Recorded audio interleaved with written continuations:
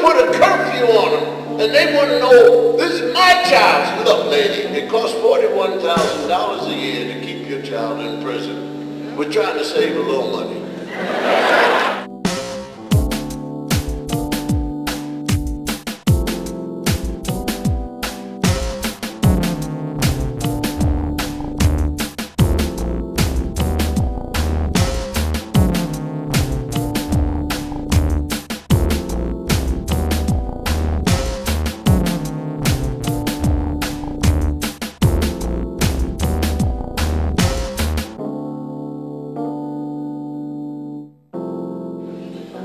Bell may be cracked, but we still hear its ring. And in the city of brotherly love, Philadelphia, that race began for our keynote speaker. Full of jokes and half-smokes, stumbling out of the gates, dropping out of school temporarily, working to help his family pay bills, repairing shoes and taking care of wounded veterans as a Navy man, his early dues were paid. Mixing drinks, the more jokes he told, the more bartender tips he got.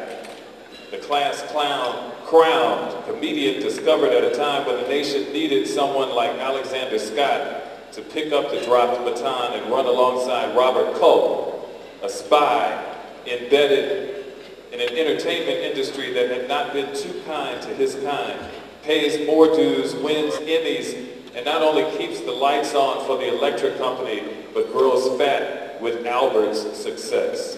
Hey, hey, hey. Stay in the pocket, jazz drummers, stay in the pocket. When the horns are wailing and the bass has strayed, in the pocket is where you found Chet Kincaid, until it was time to go uptown on Saturday night and get a piece of the action himself.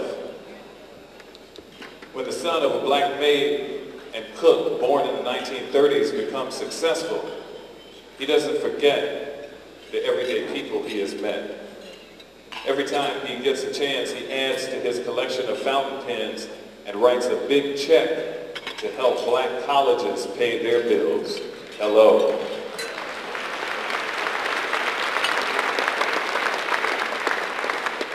Or is it Jell-O? Pudding and Coca-Cola, big money, yes, but running parallel to his success is a conscious shadow, keeping stride with the man, reflecting his every move, reminding him of how far he has come and what lies ahead. Another trip around the track is an opportunity to go back and get your bachelor's, your master's, a doctorate. Along the way, honorary doctorates come. And he sees other teammates, fellow citizens stray, and through exhausted breath, encourages them to, come on people, don't be a victim, you can win. Gave all of his children names that begin with the letter E for excellence. Established Hello Friend, the Ennis Cosby Foundation in honor of his hero son, whose teachers are given specialized training to teach children with learning differences. For entertainment,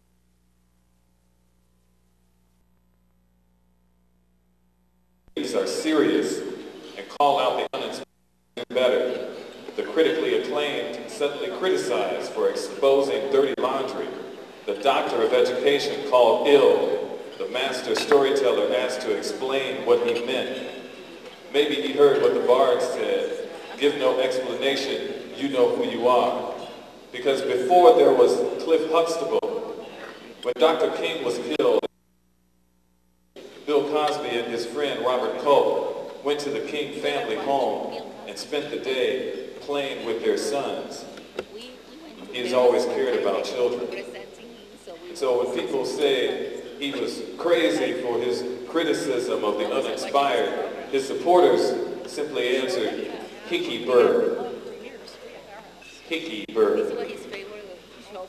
And so it is on the eve of a black man heading up the first family.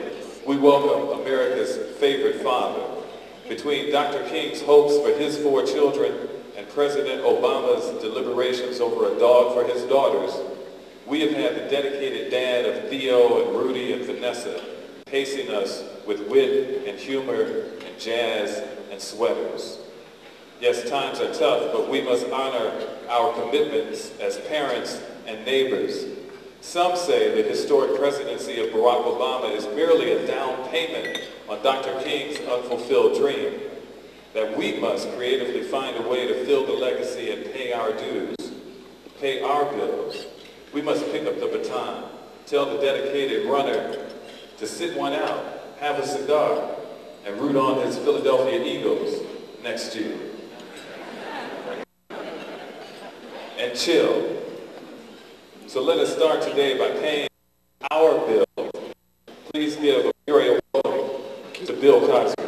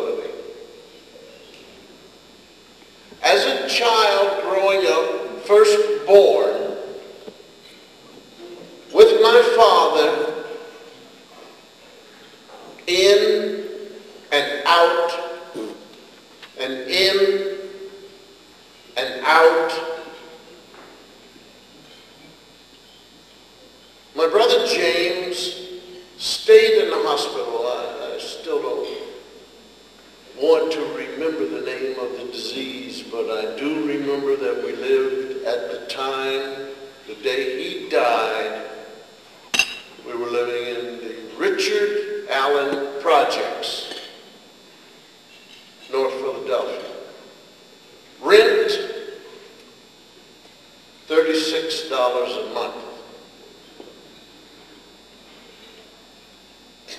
My mother lived on relief. That's what it was called in those days. It wasn't called welfare. There was no symbol that this payment twice a month, the 15th and the 30th, was for you to stay there and hand the apartment over generationally. The theme was for you to move into the projects, move up and move out. And in my lifetime, the fellows that I grew up with, I saw their families do that. I saw them go on to graduating from high school, joining the armed forces, or going to college. Philadelphia, Pennsylvania is a Quaker state. We have two black colleges. Lincoln, which in its heyday was called the Black Princeton, and Cheney State. Graduates, there's a fellow by the name of Ed Bradley. Ed Bradley is a Philadelphian. Ed Bradley and I knew each other through my cousin, who was a jazz disc jockey. My cousin was famous. I think the station was WDAS. From time to time, he became lucky with beautiful women. And his rendezvous sometimes had to be made at a time when he was supposed to be on the air. And so Ed Bradley came all the way from this Cheney State College. And sometimes his through marriage only cousin came to play these jazz records while Del played. And so it was wonderful to see Ed Bradley become the Ed Bradley of 60 Minutes.